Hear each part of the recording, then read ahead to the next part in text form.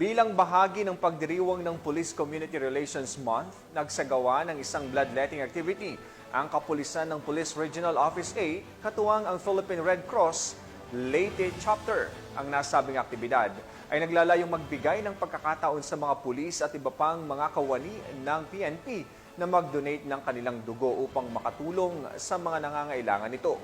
Yan ang report ni Pacho Woman Mariel Dulnuan.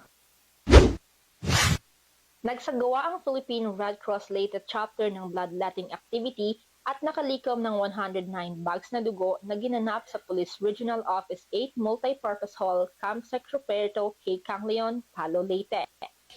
Nandito tayo sa Police Regional Office 8 kung saan ginaganap ang bloodletting activity in relation to PCR Month celebration. Ang aktibidad ay pinangunahan ng mga kawani ng Philippine Red Cross Leyte Chapter kasama ang Governor Benjamin T. Romualdez General Hospital at Schistosomiasis Center. Ang mga blood donors ay mga tauhan ng Police Regional Office 8 kasama ang Regional Police Community Affairs and Development Unit 8 at iba pang volunteers. Okay, good morning.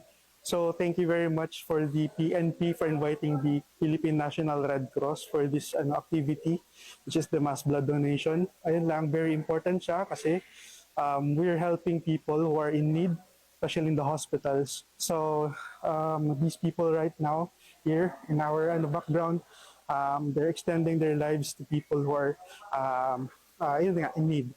I am Police Lieutenant Becca from the RMDU 8. So, nagdo-donate na ako ng dugo since 2015.